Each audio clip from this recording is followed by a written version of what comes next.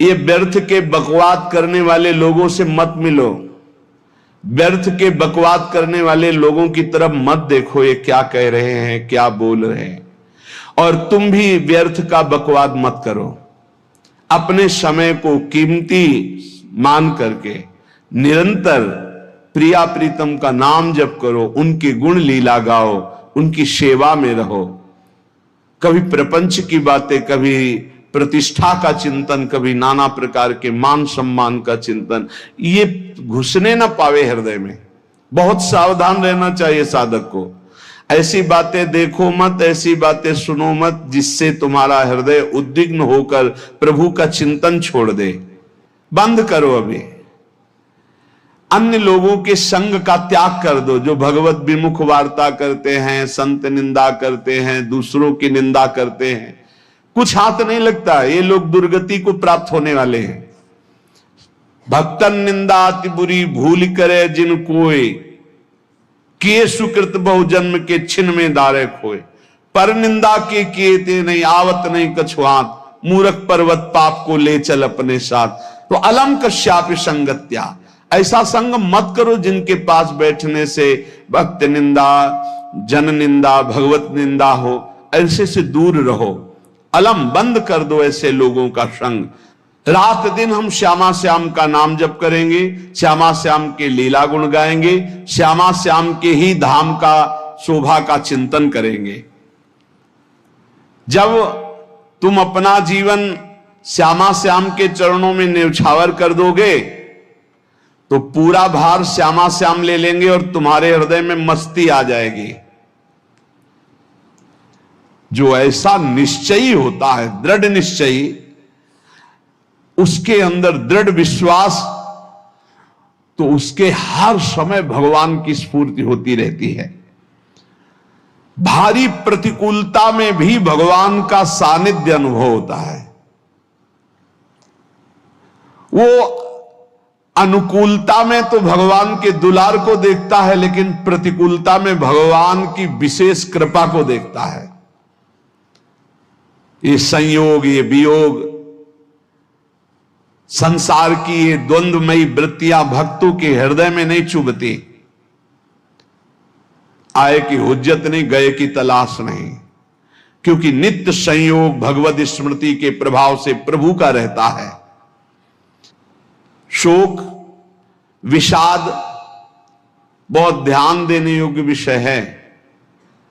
तभी लोगों को ऐसा लगता है कि ऐसा कैसे हो सकता है। भक्त के चरित्रों को जब सुनते तो लगता है ऐसा कैसे हो सकता है, ऐसी परिस्थिति में भी ऐसा कैसे हो सकता है।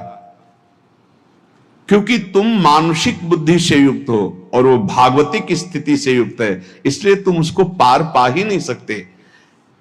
जब तुम अपना जीवन श्यामा श्याम के चरणों में समर्पित कर देते हो हृदय से, फिर उनकी कृपा से सब विघ्न दूर हो जाते, एक अपार मस्ती रहती है।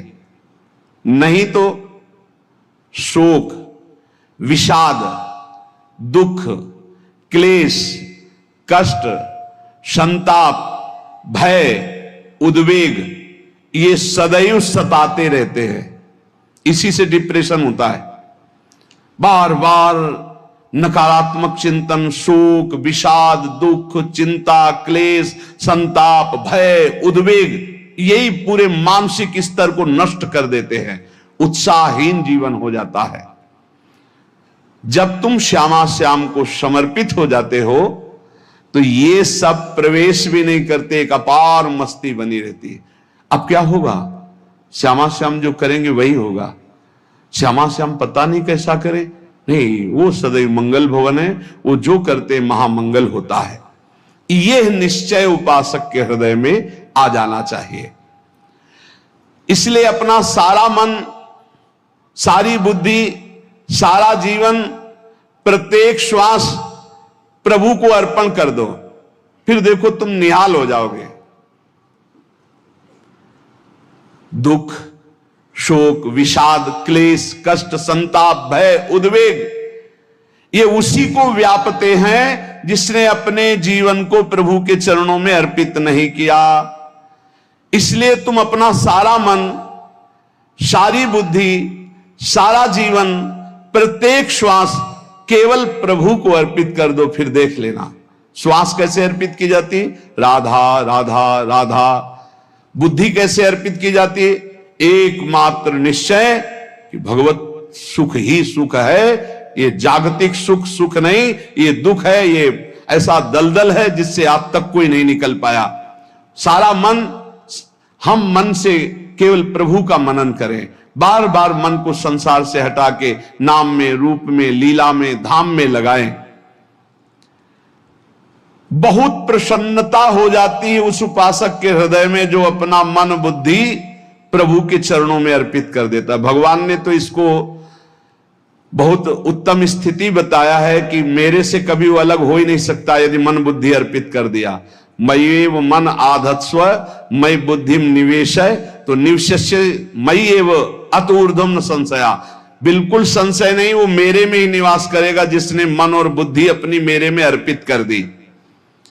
बहुत प्रसन्नता रहेगी उस उपासक के जीवन में जो अपने आप को मन बुद्धि सहित प्रभु के चरणों में समर्पित कर दिया है।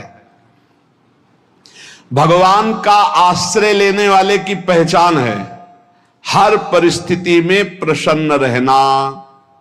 देखो आप भगवद आश्रित हो कि नहीं, देखो अनुकूल परिस्थिति में तो सब प्रसन्न रहना, लेकिन प्रतिकूल परिस्थिति में प्रसन्न रहना ये भगवान के भक्तों का लक्षण है। हर परिस्थिति में प्रसन्न रहना ये भगवान के भक्तों का लक्षण है। आनंदगन भगवान का आश्रय मिलते ही आनंद छा जाता है हृदय में। उनके पास आनंद का अभाव होता ही नहीं है। जैसे सूर्य का प्रकाश उदय होते ही सूर्य का प्रकाश संपूर्ण अंधकार को नष्ट कर देता है, ऐसे ही भगवान का संपूर्ण आश्रय लेते ही सब दुख चिंता शोक नष्ट हो जाते, आनंद ही आनंद। तुम भगवान के मंगलमय रूप को नहीं जानते हो, पर उनके मंगलमय भाव को, विधान को मानना शुरू कर दो। जो भी होता है मंगलमय होता है। हमने जीवन में देखा है, अगर इधर कोई बहुत बड़ा सुख दिया तो देर नहीं लगेगी, 24 घंटे नहीं व्यतीत होंगे और ऐसे दुख दे देंगे, जिससे दोनों का समान भाव रख करके ना दुख में तुम भूलो प्रभु को, ना सुख में फूलो, सीधे भगवत मार्ग में चल। पूरे जीवन की बात देखा है, भगवान के मंगल विधान में सदा सर्वदा सुख ही सुख है, इस बात को मान के प्रसन्न हो जाओ। जब भगवान का भजन करने वाले की तन्मयता बढ़ती है भजन में,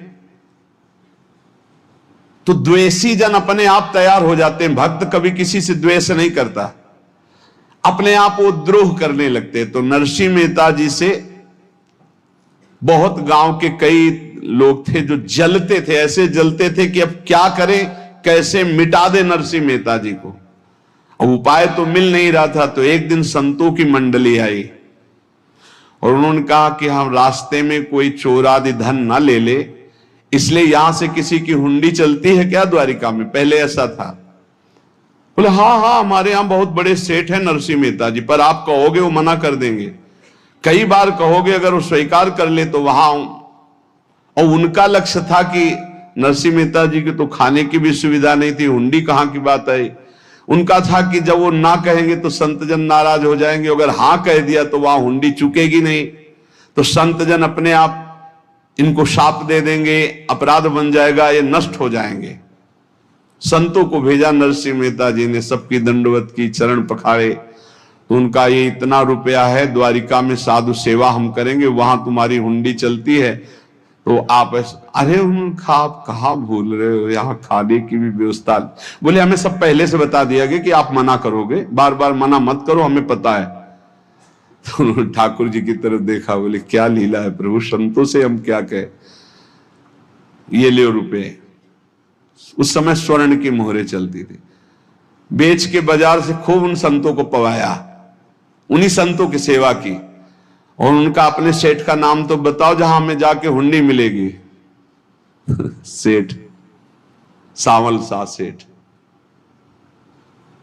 संत जन गए वहां, पूछा कि नरसिंह मेहता जी का जिन सेठ से परिचय, उनका नाम सावल शाह सेठ, उनकी गद्दी कहां है?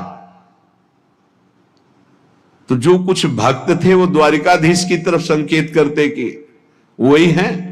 बोले नहीं नहीं, वो सेठ है, उनकी गद्दी चलती थी। पूरी बाजार में कहीं कोई। अब संत जन एकांत में होकर के बहुत विचलित हुए, क्या हमारे साथ धोखा हुआ? नरसिंह मेहता जैसा संत क्या धोखेबाज हो सकता है? देखो, संशय तो बहुत विचित्र होता है, बड़े बड़ों को संशय हो जाता है। जब भगवती सती जी को संशय हो गया, राम जी को, हे खग हे मृग हे मधुकर श्रेणी, ऐसा पूछते हुए कि सच्चिदानंद कैसे हो सकते, तो किसी को हो सकता है, क्योंकि वो बुद्धि की अधिष्ठात्री देवी है। जो ही उनके मन में ऐसा आया कि क्या हमारे साथ धोखा हो रहा है, इतने में ही देखा, जय हो सावल शाह सेठ की। वो कहा सावल शाह सेठ? तो देखा बढ़िया मुनीम जी उनके साथ, और सेठ बस्ता लिए हुए मुनीम जी, सरकार इधर से चलो। तो उनका सावल शाह सेठ आपका नाम है? संतों ने कहा। बोले हाँ। बोले नरसिंह जी? हाँ। बोले आपकी हुंडी आ गई है। हुंडी एक कागज में लिखा कि ये हमारे सेठ जी को दे देना। वैसे लोग मुझे माखन चोर कहते, कोई कुछ कहता, लेकिन आपने सेठ बना दिया।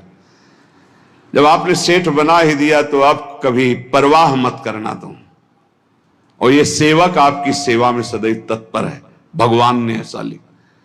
जो भगवद आश्रित है, एक बार ये चलता रहता है, जो संत जन होते हैं उनके विरोधी अपने आप बन जाते हैं, किसी से कोई मतलब नहीं, अपने आप विरोधी बन जाते हैं। कबीरदास जी का पूरी काशी में यश था। भजन करने वाले महापुरुषों का यश बढ़ता है जब, तो जो भजनहीन होते हैं उनके हृदय में जलन पैदा हो जाती है, और वो उनको विविध प्रकार से फंसाना चाहते हैं, उनको कष्ट देना चाहते हैं। तो कबीरदास जी के यश को धूमिल करने के लिए कुछ ब्राह्मणों ने एक रचना रची। मुड़ मुड़ा के कबीरदास जी के शिष्य बन करके पूरी काशी के सब आश्रमों में निमंत्रण दे आए। कल भंडारा है, संत सेवा है, सबने स्वीकार किया। कबीरदास जी अपनी दिनचर्या करके निकले तो संत मंडली आने लगी। बोले कै बजे सेवा है? साधु सेवा। बोले कौन सी साधु सेवा? बोले कल आपके शिष्यजन निमंत्रण दे के आए, पूरी काशी के सब संत आ रहे हैं।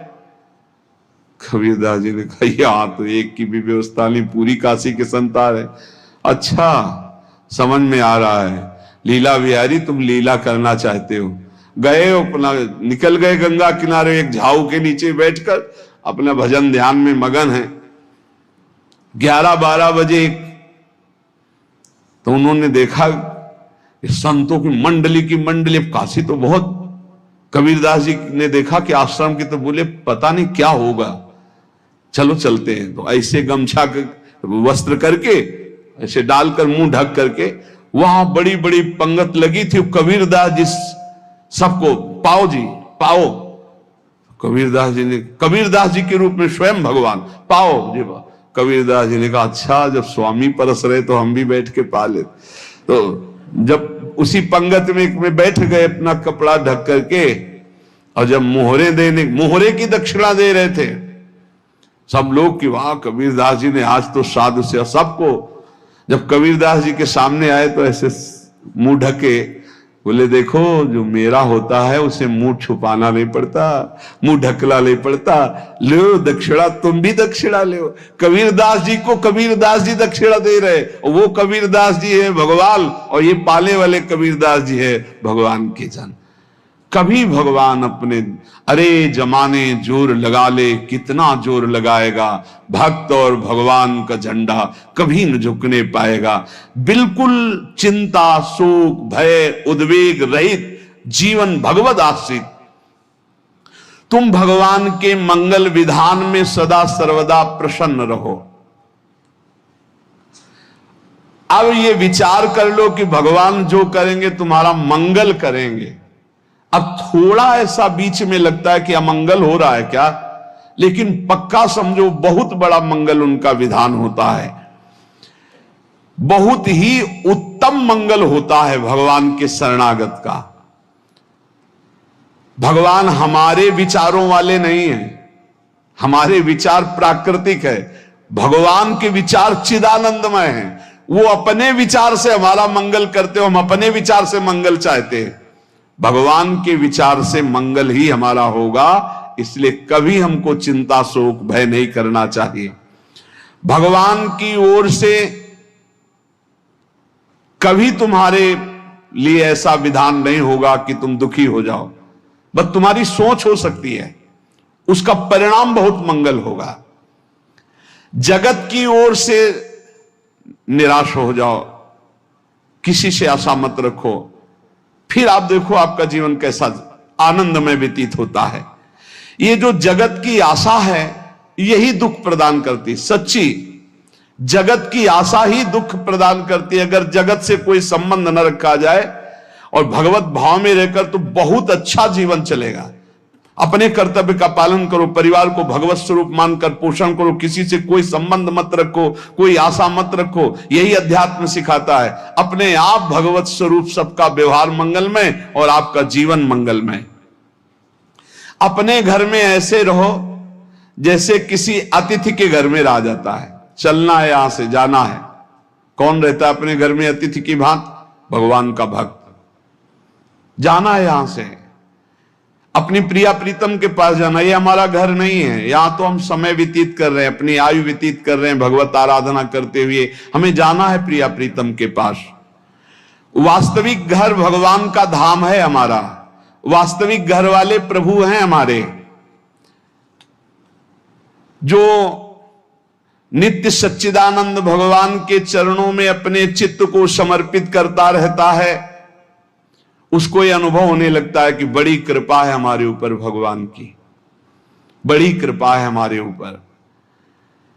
सर्वसमर्थ परम सुहृद भगवान ऐसे भक्त के ऊपर हर समय वरद हस्त रखे रहते हैं।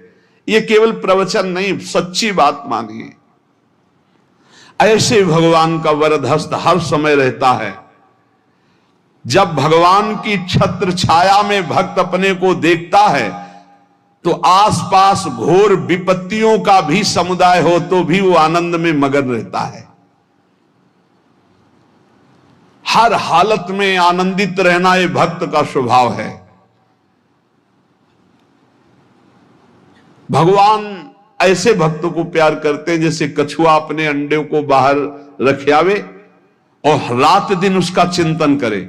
जब भक्त भगवान को समर्पित होता है तो भगवान रात दिन उसकी ऐसे चिंतन सुरक्षा करते हैं।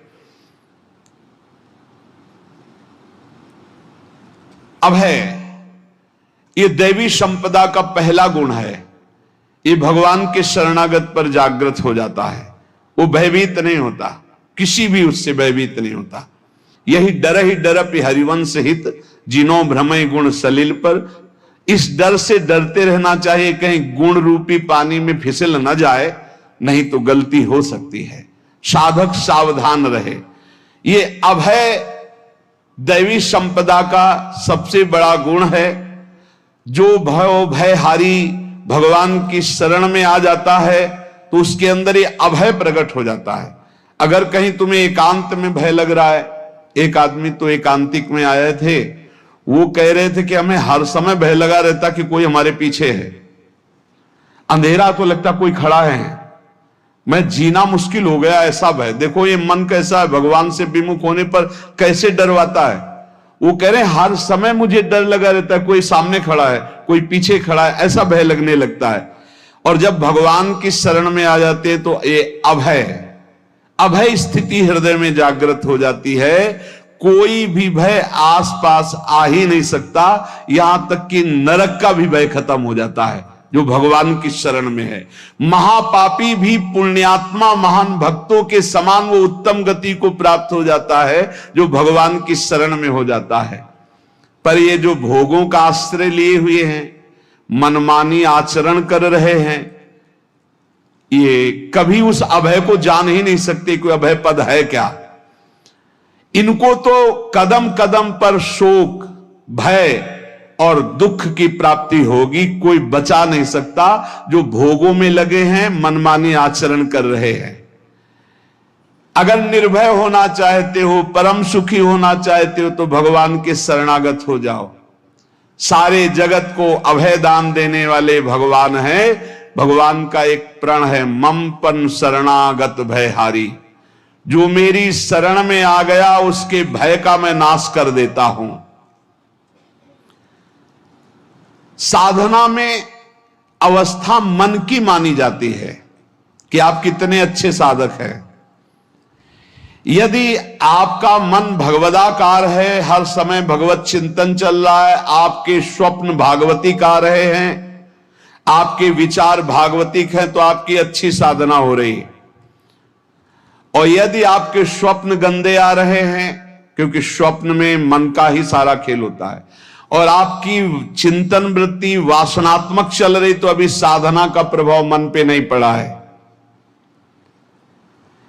जिसका मन हर समय भगवत चिंतन करता रहता है, वो जीते जी जीवन मुक्त हो जाता, अनुभव होता है। जैसे किसी ने कहा कि हमें कैसे पता चलेगा कि हमारा काम हो गया है, तो जैसे आप भोजन पा लेते हैं तो किसी दूसरे से गारंटी थोड़ी लेनी होती कि हम छक गए हैं क्या, आप जरा बताना हम छक गए हैं क्या। नहीं, अपने हृदय में आ जाता है कि अब मैं तृप्त हो गया। ऐसे ही अपने हृदय में आ जाता है कि मेरा काम हो गया, अब मेरा जन्म नहीं होगा। ये हृदय में आ जाता है, अपने आप अनुभव में आ जाता है। जब स्वरूप बोध होता है तो किसी और से सलाह थोड़ी लेनी होती है, वो अपने आप अनुभव में आ जाता है। हां, यदि गुरुदेव का वर्ण नहीं किया है तो फिर आपको किसी न किसी गुरु से प्रमाणित करवाना पड़ेगा। और अगर गुरुदेव का वर्ण किया है तो वही मंत्र, वही नाम, वही गुरु शरणागति आपको अंदर से पुष्ट कर देगी कि आपका काम हो गया है।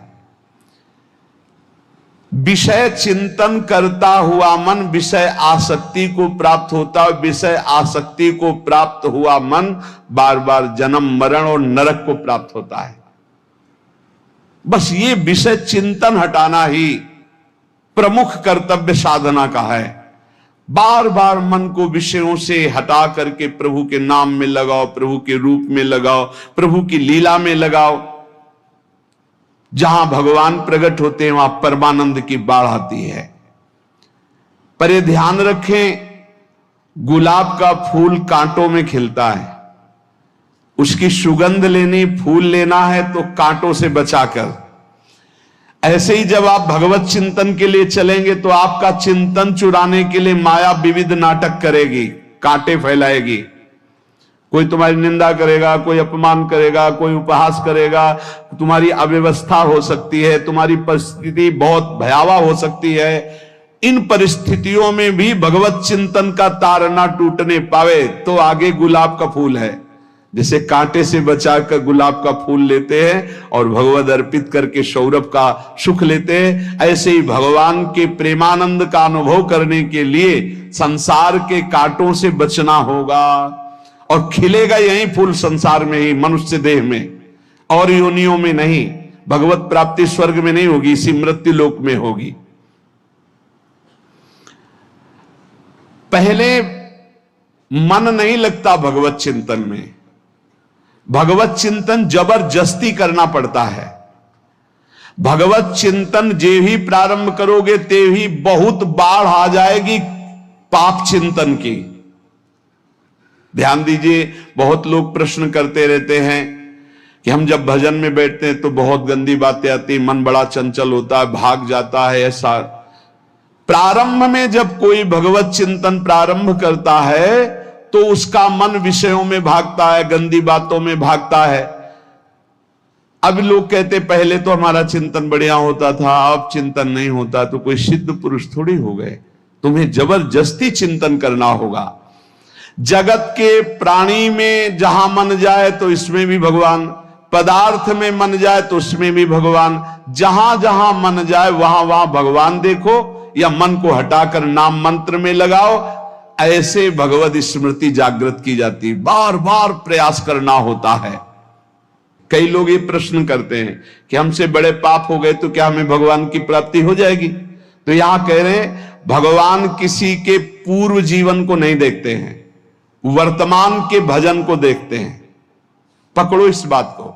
अगर वर्तमान में आज आप सुधर गए हो, नाम जप कर रहे हो, तो आप भक्त हो। ये गीता जी में भगवान ने कहा, अपिचेत सुदुराचारो भजते माम अनन्य भाग साधुरेव समन्तव्या सम्यक व्यवसिता। ऐसा बहुत दुराचारी पहले रहा है, बाद में उसके मन में आ गया कि भगवान के सिवा हमारा कोई कल्याण करने वाला नहीं, हमारा कोई नहीं, तो भगवान कहते हैं मैं उसे साधु ही मानता हूं, उसे साधु बना देता हूं।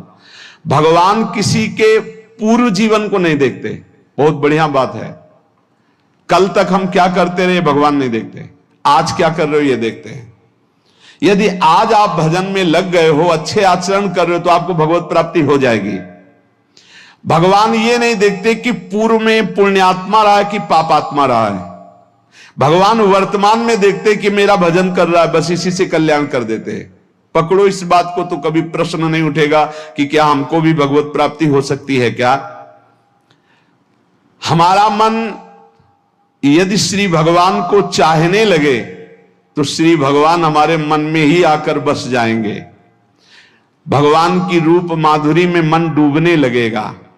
यथार्थ सत्य, जो भगवान से थोड़ा भी प्यार करने लगे हैं, उनके हृदय में भगवान की उनकी भावना के अनुसार झलक आने लगी है। हृदय में प्रभु के आते ही अनंत जन्मों के संस्कारों का नाश हो जाता है। इसलिए तुम अपने पहले वाले घृणित जीवन को याद भी मत करो और उसको सोचकर जरा निराश भी मत हो। अमावस्या में घोर अंधकार रहता है, पर प्रातः काल में अंधकार नष्ट हो जाता है।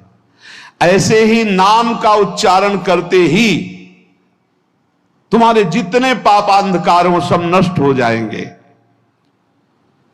तुम चाहो कि एक क्षण भी प्रभु को ना भूलो। अब वर्तमान में ऐसी स्थिति बनाओ। जो प्रभु को नहीं भूलने की चाह करता है कि मुझे ऐसी स्थिति प्राप्त हो कि मैं कभी प्रभु को ना भूलूं, तो सच्चे मानो और कोई बात भगवान सुने ना सुने, ये बात जल्दी सुन लेते हैं। भजन की मांग करो तो बहुत जल्दी भगवान पूर्ण करते हो। भजन जिसका चलने लगा तो फिर लोक लोकांतर के सारी रिद्धियां सिद्धियां सुख वैभव तो उसके चरणों में लौटते हैं। जब हम प्रभु से प्रभु का स्मरण न मांगकर भोग मांगते हैं, तभी हमारा भजन रुक जाता है, भजन नहीं चल पाता। यदि हम प्रभु से केवल भजन मांगे तो विश्वास करो ब्याज में सब हो जाएगा। मूल भजन तो आपका बचेगा ही, ब्याज में लोक लोकांतर के भोग आपके चरणों में लुटते घूमेंगे। आप भजन करके तो देखो। अरे घिघियाने की जरूरत नहीं, किसी से मांगने की जरूरत नहीं, भजन करके देखो, सब ठीक हो जाएगा, सब अपने आप बन जाएगा। हम बहुत बड़ी भूल कर देते हैं कि थोड़ा भजन करके प्रभु से कुछ सांसारिक वस्तुएं, स्थितियां, परिस्थितियां बदलने की मांग कर लेते हैं, जिससे भजन छूट जाता है। प्रभु की स्मृति इतनी महान है कि जिन्होंने बैर भाव से प्रभु का स्मरण किया उनको भगवान की प्राप्ति हो गई। जैसे कंस आदि भगवान से बैर ही तो रखते थे, लेकिन भगवान की स्मृति रहती थी। स्मृति ने उनको भगवत प्राप्ति करा दी। स्मृति में महान सुख है, पर वो जब भक्ति रस से युक्त स्मृति होती तब माधुर्य रस, प्रेम रस का अनुभव होता है। कल्याण तो वैर भाव से स्मरण करने वालों को भी प्राप्त हो गया।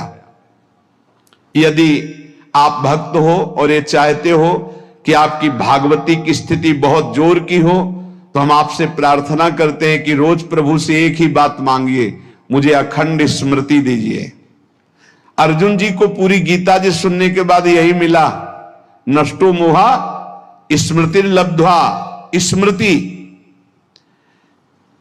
प्रभु आप हम पे ऐसी कृपा कर दो कि हमारे हृदय में किसी और व्यक्ति, वस्तु, स्थान की स्मृति न रह जाए, केवल आपकी स्मृति रह जाए। ये चाह भगवान बहुत जल्दी पूर्ण कर देते हैं यदि उपासक हृदय से ये बात मांगे। भगवान की कृपा से ही ऐसा हो सकता है कि अखंड स्मृति ये कर्म फल से नहीं मिलती है। प्रभु के प्रति निर्भर होकर जो दैन्यता पूर्वक प्रभु से मांगता है और हर समय अभ्यास करता रहता है भगवत स्मरण का, उसको ये स्मृति मिलती है। और स्मृति मिल गई तो इससे बड़ी कोई स्थिति नहीं, हर समय भगवान का स्मरण। प्रभु से मन प्रतिपल नया नया स्वाद लेकर के आसक्त होता रहता है, नवम नवम। प्रभु कभी बासी नहीं होते। जैसे किसी व्यक्ति को देखो तो देखते देखते मन हट जाएगा कि देख लिया, बहुत सुंदर है, ठीक है, लेकिन वो एक दिन मन हट जाएगा। और प्रभु की सुंदरता नवम नवम है, प्रभु के नाम का स्वाद नवम नवम है, प्रभु की लीला का स्वाद नवम नवम है, प्रभु के धाम की शोभा नवम नवम है।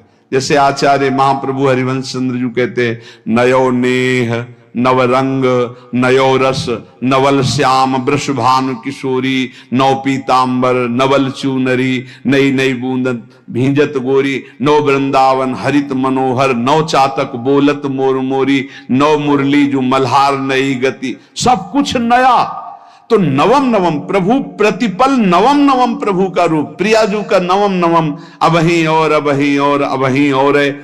तो कहते हैं जब मन निरंतर स्मृति में डूबता है तो जब प्रभु की रूप माधुरी प्रकाशित होती तो ऐसी नवम नवम कि कभी ये नहीं होता कि रूप बासी हो गया, ये वही रूप है जो हमने अभी देखा था, नवम नवम। इसलिए आनंद की उफान आती रहती है उपासक के हृदय में। ऐसी प्रियता, ऐसा आनंद बिना भजन के नहीं अनुभव में आएगा। इसलिए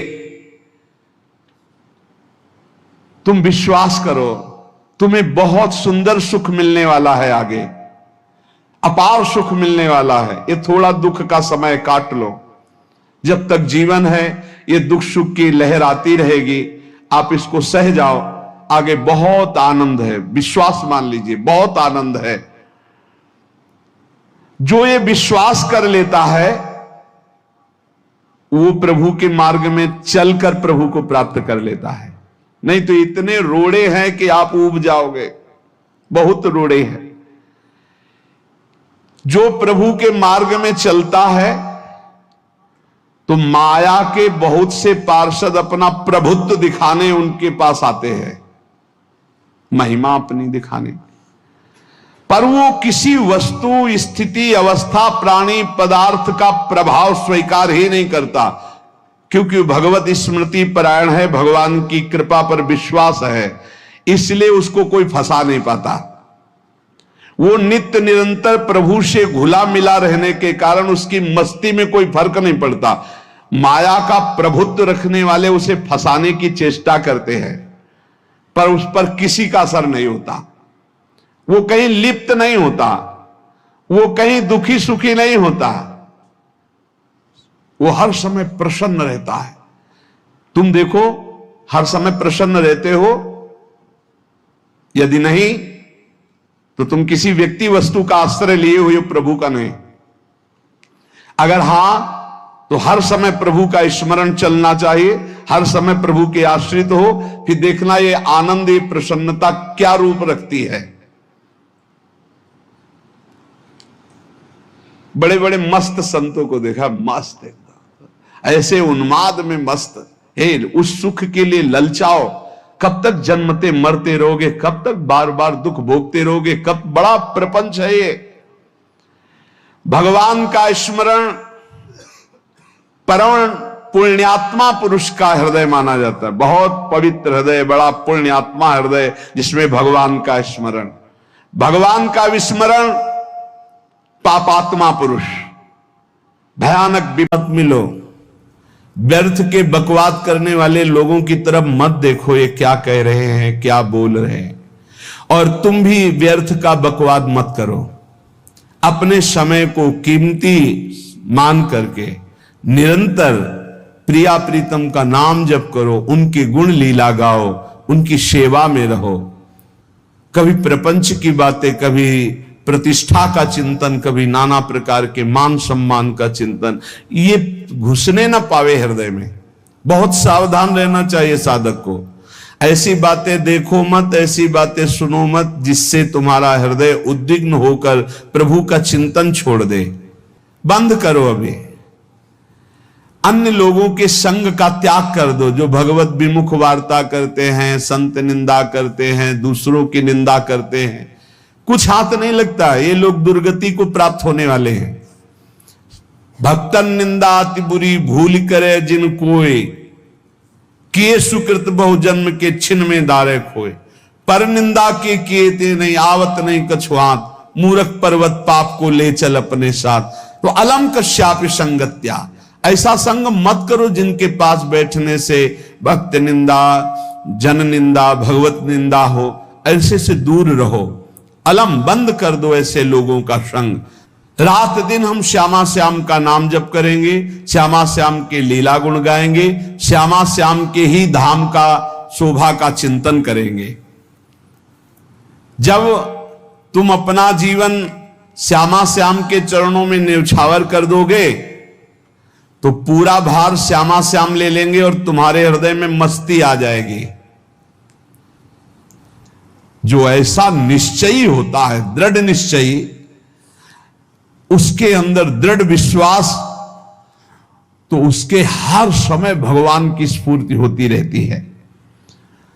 भारी प्रतिकूलता में भी भगवान का सानिध्य अनुभव होता है।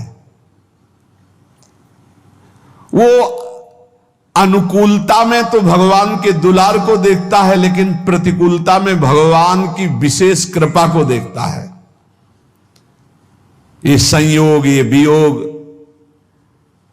संसार की ये द्वंद्वमयी वृत्तियां भक्तों के हृदय में नहीं चुभती। आए की हुज्जत नहीं, गए की तलाश नहीं, क्योंकि नित्य संयोग भगवत स्मृति के प्रभाव से प्रभु का रहता है। शोक, विषाद बहुत ध्यान देने योग्य विषय है। तभी लोगों को ऐसा लगता है कि ऐसा कैसे हो सकता है। भक्त के चरित्रों को जब सुनते तो लगता है ऐसा कैसे हो सकता है, ऐसी परिस्थिति में भी ऐसा कैसे हो सकता है। क्योंकि तुम मानसिक बुद्धि से युक्त हो और वो भागवतिक स्थिति से युक्त है, इसलिए तुम उसको पार पा ही नहीं सकते। जब तुम अपना जीवन श्यामा श्याम के चरणों में समर्पित कर देते हो हृदय से, फिर उनकी कृपा से सब विघ्न दूर हो जाते, एक अपार मस्ती रहती है। नहीं तो शोक, विषाद, दुख, क्लेश, कष्ट, संताप, भय, उद्वेग, ये सदैव सताते रहते हैं। इसी से डिप्रेशन होता है। बार बार नकारात्मक चिंतन, शोक, विषाद, दुख, चिंता, क्लेश, संताप, भय, उद्वेग, यही पूरे मानसिक स्तर को नष्ट कर देते हैं।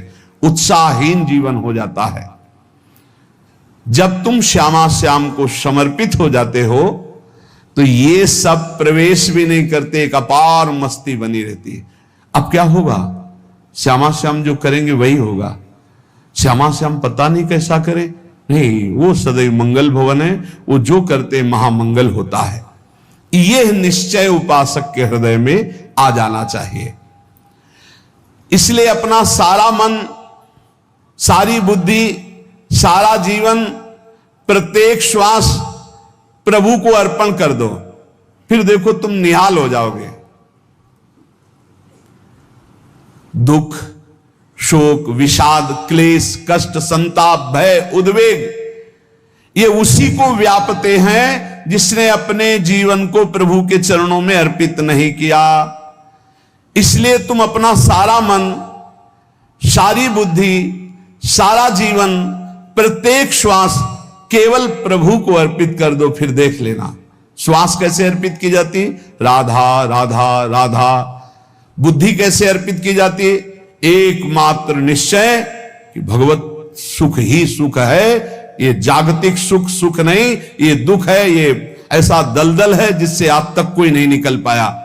सारा मन, हम मन से केवल प्रभु का मनन करें, बार बार मन को संसार से हटा के नाम में, रूप में, लीला में, धाम में लगाएं।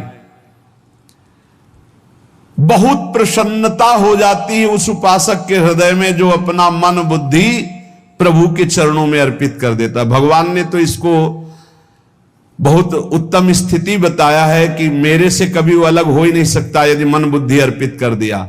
मय्येव मन आधत्स्व मयि बुद्धिम निवेशय, तो निवश्य मयि एव अत ऊर्ध्वम न संशया, बिल्कुल संशय नहीं, वो मेरे में ही निवास करेगा जिसने मन और बुद्धि अपनी मेरे में अर्पित कर दी। बहुत प्रसन्नता रहेगी उस उपासक के जीवन में जो अपने आप को मन बुद्धि सहित प्रभु के चरणों में समर्पित कर दिया है। भगवान का आश्रय लेने वाले की पहचान है हर परिस्थिति में प्रसन्न रहना।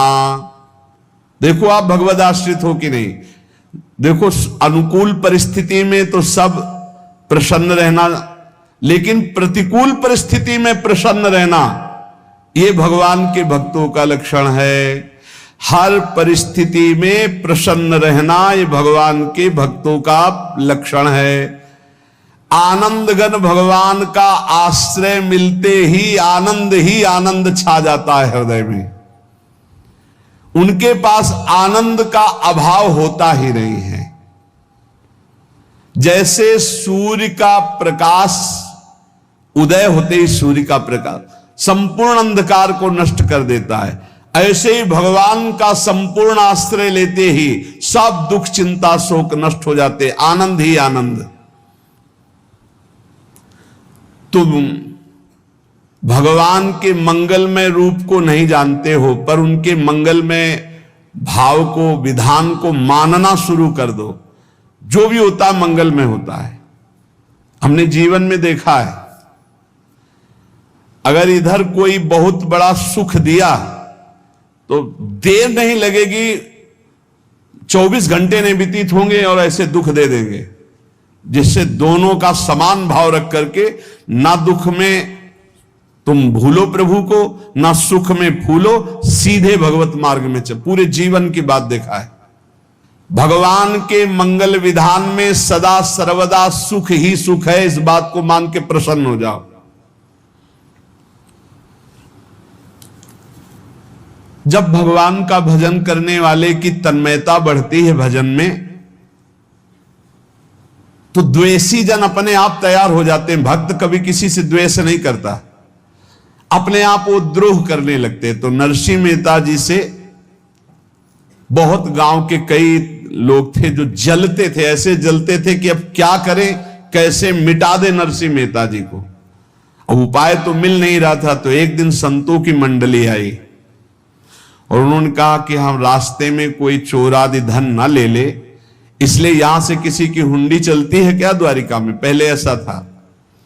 बोले हाँ, हमारे यहां बहुत बड़े सेठ हैं नरसिंह मेहता जी, पर आप कहोगे वो मना कर देंगे। कई बार कहोगे, अगर वो स्वीकार कर ले तो वहां। और उनका लक्ष्य था कि नरसिंह मेहता जी की तो खाने की भी सुविधा नहीं थी, हुंडी कहां की बात है। उनका था कि जब वो ना कहेंगे तो संतजन नाराज हो जाएंगे, अगर हां कह दिया तो वहां हुंडी चुकेगी नहीं, तो संतजन अपने आप इनको शाप दे देंगे, अपराध बन जाएगा, ये नष्ट हो जाएंगे।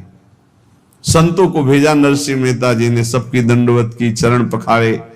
तो उनका ये इतना रुपया है, द्वारिका में साधु सेवा हम करेंगे, वहां तुम्हारी हुंडी चलती है तो आप अरे उनका आप कहाँ भूल रहे हो, यहाँ खाने की भी व्यवस्था।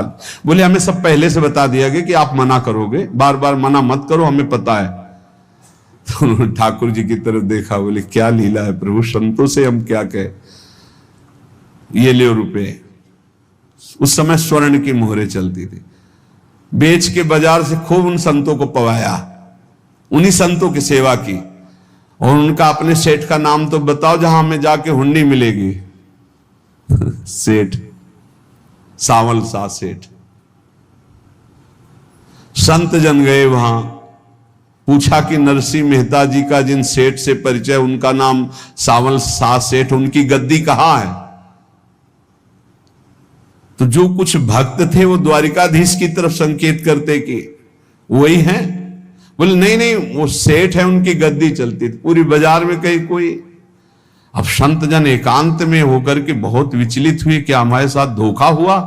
नरसिंह मेहता जैसा संत क्या धोखेबाज हो सकता है?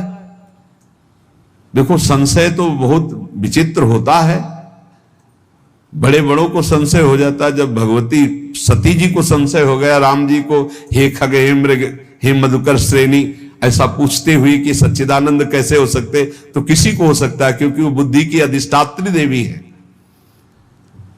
जो ही उनके मन में ऐसा आया कि क्या हमारे साथ धोखा हो रहा है, इतने में ही देखा जय हो सावल शाह सेठ की। वो कहा सावल शाह सेठ, तो देखा बढ़िया मुनीम जी उनके साथ, तो सेठ बस्ता लिए हुए मुनीम जी, सरकार इधर से चलो। तो उनका सावल शाह सेठ आपका नाम है? संतों ने कहा। बोले हाँ। बोले नरसिंह जी? हाँ। बोले आपकी हुंडी आ गई है। हुंडी एक कागज में लिखा कि ये हमारे सेठ जी को दे देना। वैसे लोग मुझे माखन चोर कहते, कोई कुछ कहता, लेकिन आपने सेठ बना दिया। जब आपने सेठ बना ही दिया तो आप कभी परवाह मत करना तुम। और ये सेवक आपकी सेवा में सदैव तत्पर है। भगवान ने ऐसा लिखा। जो भगवद आश्रित है, एक बार ये चलता रहता है, जो संत जन होते हैं उनके विरोधी अपने आप बन जाते हैं, किसी से कोई मतलब नहीं, अपने आप विरोधी बन जाते हैं। कबीरदास जी का पूरी काशी में यश था।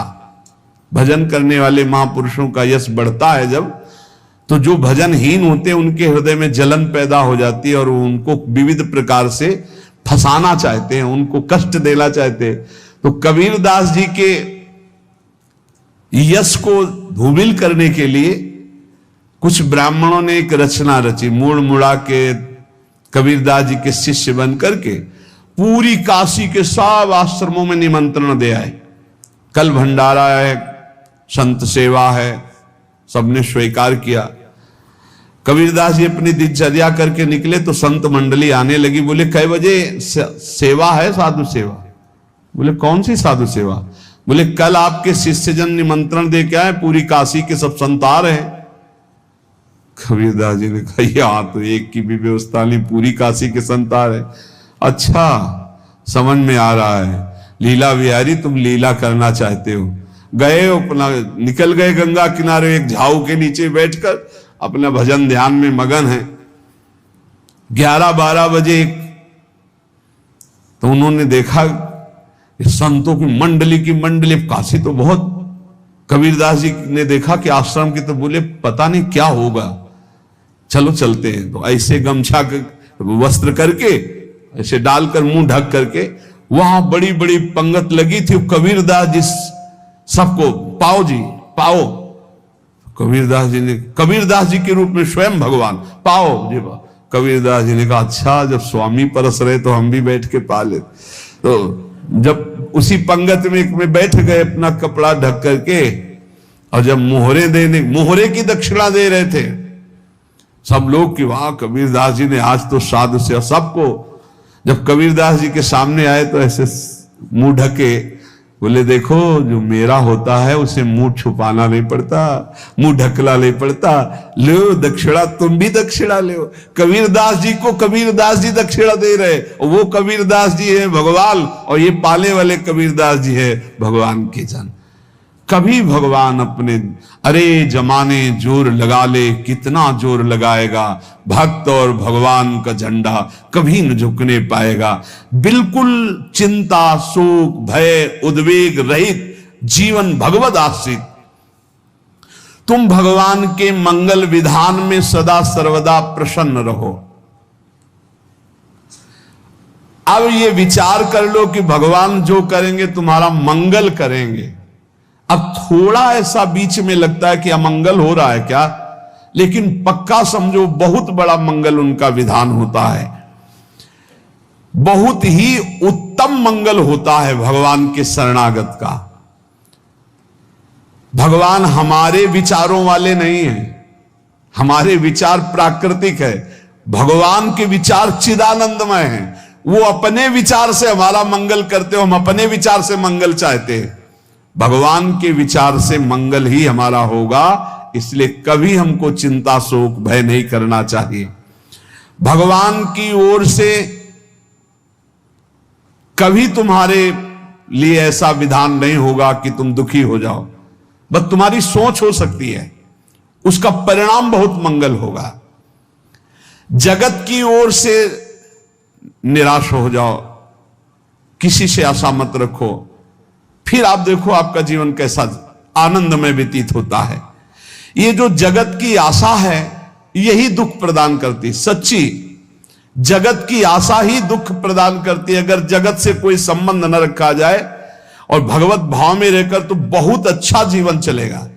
अपने कर्तव्य का पालन करो, परिवार को भगवत स्वरूप मानकर पोषण करो, किसी से कोई संबंध मत रखो, कोई आशा मत रखो, यही अध्यात्म सिखाता है। अपने आप भगवत स्वरूप, सबका व्यवहार मंगलमय और आपका जीवन मंगलमय।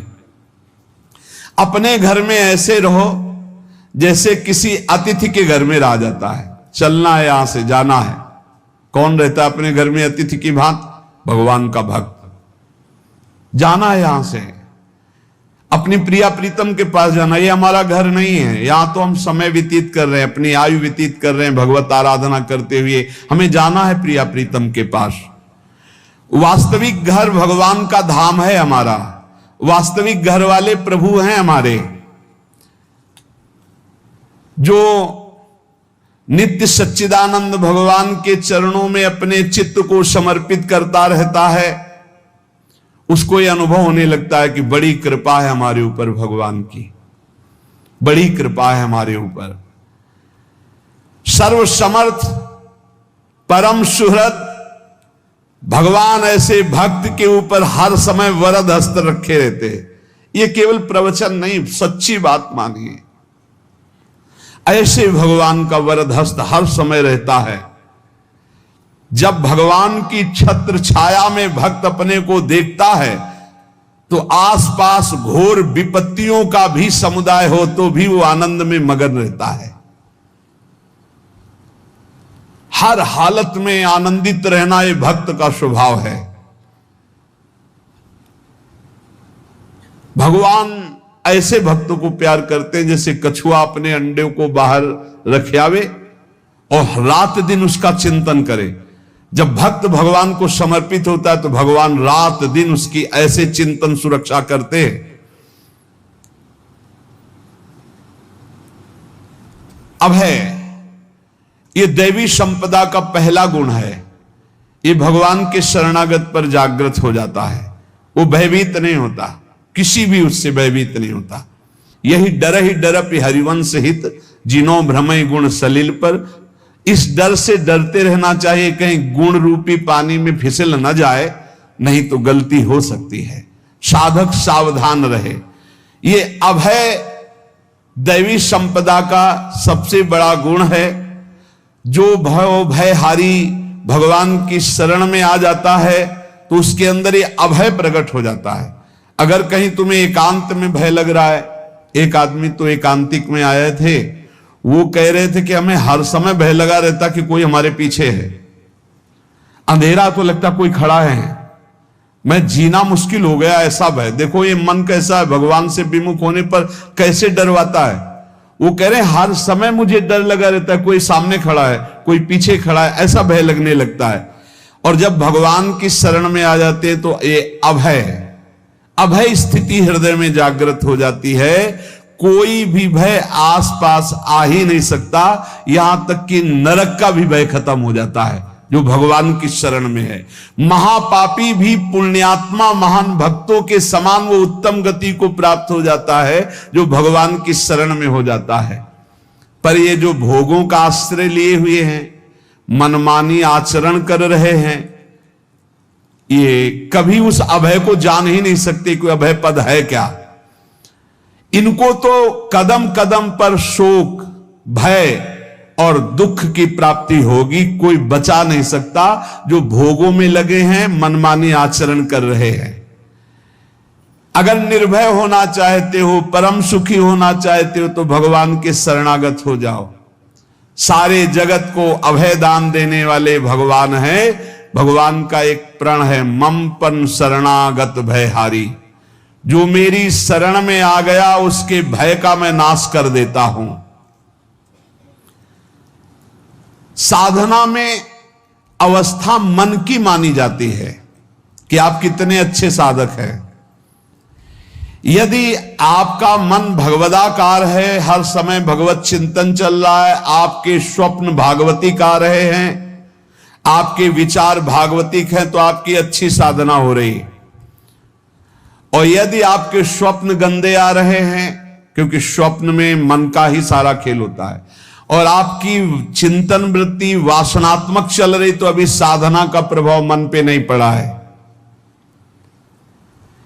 जिसका मन हर समय भगवत चिंतन करता रहता है, वो जीते जी जीवन मुक्त हो जाता है, अनुभव होता है। जैसे किसी ने कहा कि हमें कैसे पता चलेगा कि हमारा काम हो गया है, तो जैसे आप भोजन पा लेते हैं तो किसी दूसरे से गारंटी थोड़ी लेनी होती कि हम छक गए हैं क्या, आप जरा बताना हम छक गए हैं क्या।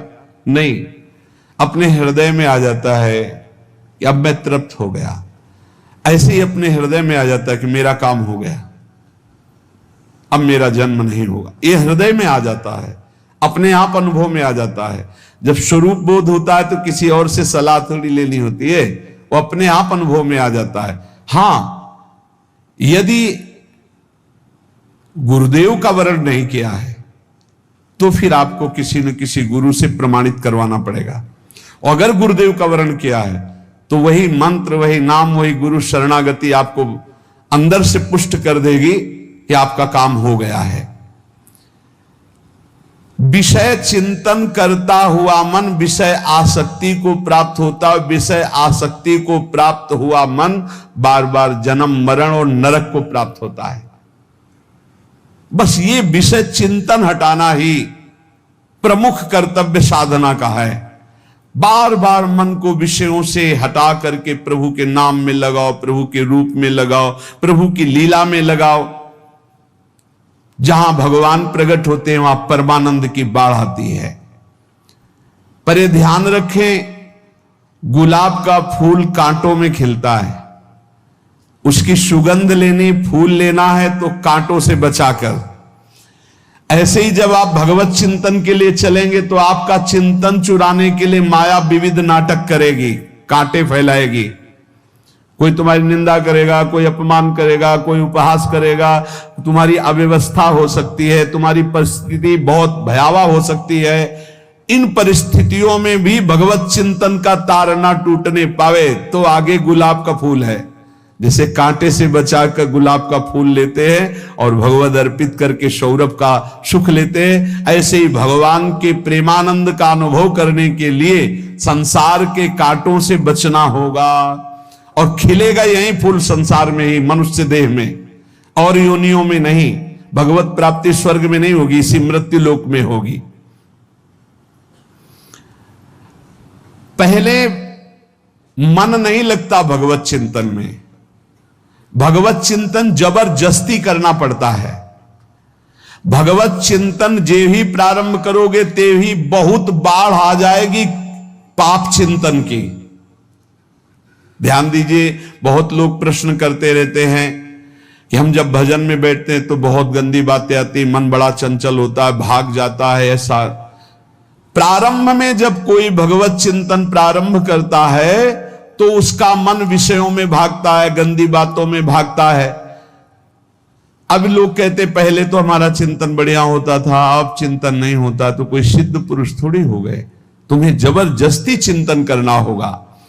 जगत के प्राणी में जहां मन जाए तो इसमें भी भगवान, पदार्थ में मन जाए तो उसमें भी भगवान। जहां जहां मन जाए वहां वहां भगवान देखो, या मन को हटाकर नाम मंत्र में लगाओ। ऐसे भगवत स्मृति जागृत की जाती, बार बार प्रयास करना होता है। कई लोग ये प्रश्न करते हैं कि हमसे बड़े पाप हो गए तो क्या हमें भगवान की प्राप्ति हो जाएगी? तो यहां कह रहे हैं भगवान किसी के पूर्व जीवन को नहीं देखते हैं, वर्तमान के भजन को देखते हैं। पकड़ो इस बात को। अगर वर्तमान में आज आप सुधर गए हो, नाम जप कर रहे हो, तो आप भक्त हो। ये गीता जी में भगवान ने कहा, अपिचेत सुदुराचारो भजते माम अनन्य भाग साधुरेव समंतव्या सम्यक व्यवसिता। ऐसा बहुत दुराचारी पहले रहा है बाद में उसके मन में आ गया कि भगवान के सिवा हमारा कोई कल्याण करने वाला नहीं, हमारा कोई नहीं, तो भगवान कहते हैं मैं उसे साधु ही मानता हूं, उसे साधु बना देता हूं। भगवान किसी के पूर्व जीवन को नहीं देखते, बहुत बढ़िया बात है। कल तक हम क्या करते रहे भगवान नहीं देखते, आज क्या कर रहे हो ये देखते हैं। यदि आज आप भजन में लग गए हो, अच्छे आचरण कर रहे हो, तो आपको भगवत प्राप्ति हो जाएगी। भगवान ये नहीं देखते कि पूर्व में पुण्यात्मा रहा है कि पापात्मा रहा है। भगवान वर्तमान में देखते कि मेरा भजन कर रहा है, बस इसी से कल्याण कर देते हैं। पकड़ो इस बात को तो कभी प्रश्न नहीं उठेगा कि क्या हमको भी भगवत प्राप्ति हो सकती है क्या। हमारा मन यदि श्री भगवान को चाहने लगे तो श्री भगवान हमारे मन में ही आकर बस जाएंगे। भगवान की रूप माधुरी में मन डूबने लगेगा। यथार्थ सत्य, जो भगवान से थोड़ा भी प्यार करने लगे हैं उनके हृदय में भगवान की उनकी भावना के अनुसार झलक आने लगी है। हृदय में प्रभु के आते ही अनंत जन्मों के संस्कारों का नाश हो जाता है। इसलिए तुम अपने पहले वाले घृणित जीवन को याद भी मत करो और उसको सोचकर जरा निराश भी मत हो। अमावस्या में घोर अंधकार रहता है, पर प्रातः काल में अंधकार नष्ट हो जाता है। ऐसे ही नाम का उच्चारण करते ही तुम्हारे जितने पाप अंधकार हो सब नष्ट हो जाएंगे। तुम चाहो कि एक क्षण भी प्रभु को ना भूलो। अब वर्तमान में ऐसी स्थिति बनाओ। जो प्रभु को नहीं भूलने की चाह करता है कि मुझे ऐसी स्थिति प्राप्त हो कि मैं कभी प्रभु को ना भूलूं, तो सच्ची मानो और कोई बात भगवान सुने ना सुने, ये बात जल्दी सुन लेते हैं। भजन की मांग करो तो बहुत जल्दी भगवान पूर्ण करते हो। भजन जिसका चलने लगा तो फिर लोक लोकांतर के सारी रिद्धियां सिद्धियां सुख वैभव तो उसके चरणों में लौटते हैं। जब हम प्रभु से प्रभु का स्मरण न मांगकर भोग मांगते हैं तभी हमारा भजन रुक जाता है, भजन नहीं चल पाता। यदि हम प्रभु से केवल भजन मांगे तो विश्वास करो ब्याज में सब हो जाएगा। मूल भजन तो आपका बचेगा ही, ब्याज में लोक लोकांतर के भोग आपके चरणों में लुटते घूमेंगे। आप भजन करके तो देखो, अरे घिघियाने की जरूरत नहीं, किसी से मांगने की जरूरत नहीं, भजन करके देखो सब ठीक हो जाएगा, सब अपने आप बन जाएगा। हम बहुत बड़ी भूल कर देते हैं कि थोड़ा भजन करके प्रभु से कुछ सांसारिक वस्तुएं, स्थितियां, परिस्थितियां बदलने की मांग कर लेते हैं, जिससे भजन छूट जाता है। प्रभु की स्मृति इतनी महान है कि जिन्होंने बैर भाव से प्रभु का स्मरण किया उनको भगवान की प्राप्ति हो गई। जैसे कंस आदि भगवान से बैर ही तो रखते थे, लेकिन भगवान की स्मृति रहती थी। स्मृति ने उनको भगवत प्राप्ति करा दी। स्मृति में महान सुख है, पर वो जब भक्ति रस से युक्त स्मृति होती तब माधुर्य रस, प्रेम रस का अनुभव होता। कल्याण तो वैर भाव से स्मरण करने वालों को भी प्राप्त हो गया। यदि आप भक्त हो और ये चाहते हो कि आपकी भागवती की स्थिति बहुत जोर की हो, तो हम आपसे प्रार्थना करते हैं कि रोज प्रभु से एक ही बात मांगिए, मुझे अखंड स्मृति दीजिए। अर्जुन जी को पूरी गीता जी सुनने के बाद यही मिला, नष्टो मोहा स्मृति लब्ध्वा। स्मृति, प्रभु आप हम पे ऐसी कृपा कर दो कि हमारे हृदय में किसी और व्यक्ति, वस्तु, स्थान की स्मृति न रह जाए, केवल आपकी स्मृति रह जाए। ये चाह भगवान बहुत जल्दी पूर्ण कर देते यदि उपासक हृदय से ये बात मांगे। भगवान की कृपा से ही ऐसा हो सकता है कि अखंड स्मृति ये कर्म फल से नहीं मिलती है। प्रभु के प्रति निर्भर होकर जो दैन्यता पूर्वक प्रभु से मांगता है और हर समय अभ्यास करता रहता है भगवत स्मरण का, उसको ये स्मृति मिलती है। और स्मृति मिल गई तो इससे बड़ी कोई स्थिति नहीं, हर समय भगवान का स्मरण। प्रभु से मन प्रतिपल नया नया स्वाद लेकर के आसक्त होता रहता है। नवम नवम, प्रभु कभी बासी नहीं होते। जैसे किसी व्यक्ति को देखो तो देखते देखते मन हट जाएगा कि देख लिया, बहुत सुंदर है, ठीक है, लेकिन वो एक दिन मन हट जाएगा। और प्रभु की सुंदरता नवम नवम है, प्रभु के नाम का स्वाद नवम नवम है, प्रभु की लीला का स्वाद नवम नवम है, प्रभु के धाम की शोभा नवम नवम है। जैसे आचार्य महाप्रभु हरिवंश चंद्र जी कहते, नयो नेह नवरंग नयो रस नवल श्याम वृषभानु किशोरी, नौ पीतांबर नवल चूनरी, नई नई बूंदन भींजत गोरी, नौ वृंदावन हरित मनोहर, नौ चातक बोलत मोर मोरी, नौ मुरली जो मल्हार नई गति, सब कुछ नया। तो नवम नवम प्रभु प्रतिपल नवम नवम प्रभु का रूप, प्रियाजू का नवम नवम, अबहीं और अबहीं और अबहीं और है। तो कहते हैं जब मन निरंतर स्मृति में डूबता है, तो जब प्रभु की रूप माधुरी प्रकाशित होती तो ऐसी नवम नवम कि कभी ये नहीं होता कि रूप बासी हो गया। ये वही रूप है जो हमने अभी देखा था, नवम नवम। इसलिए आनंद की उफान आती रहती है उपासक के हृदय में। ऐसी प्रियता, ऐसा आनंद बिना भजन के नहीं अनुभव में आएगा। इसलिए तुम विश्वास करो, तुम्हें बहुत सुंदर सुख मिलने वाला है, आगे अपार सुख मिलने वाला है। ये थोड़ा दुख का समय काट लो, जब तक जीवन है ये दुख सुख की लहर आती रहेगी, आप इसको सह जाओ, आगे बहुत आनंद है। विश्वास मान लीजिए, बहुत आनंद है। जो ये विश्वास कर लेता है वो प्रभु के मार्ग में चलकर प्रभु को प्राप्त कर लेता है। नहीं तो इतने रोड़े हैं कि आप ऊब जाओगे, बहुत रोड़े हैं। जो प्रभु के मार्ग में चलता है तो माया के बहुत से पार्षद अपना प्रभुत्व दिखाने उनके पास आते हैं, महिमा अपनी दिखाने, पर वो किसी वस्तु स्थिति अवस्था प्राणी पदार्थ का प्रभाव स्वीकार ही नहीं करता, क्योंकि भगवत स्मृति परायण है, भगवान की कृपा पर विश्वास है, इसलिए उसको कोई फंसा नहीं पाता। वो नित्य निरंतर प्रभु से घुला मिला रहने के कारण उसकी मस्ती में कोई फर्क नहीं पड़ता। माया का प्रभुत्व रखने वाले उसे फंसाने की चेष्टा करते हैं, पर उस पर किसी का असर नहीं होता। वो कहीं लिप्त नहीं होता, वो कहीं दुखी सुखी नहीं होता, वो हर समय प्रसन्न रहता है। तुम देखो, हर समय प्रसन्न रहते हो? यदि नहीं तो तुम किसी व्यक्ति वस्तु का आश्रय लिए हुए हो, प्रभु का नहीं।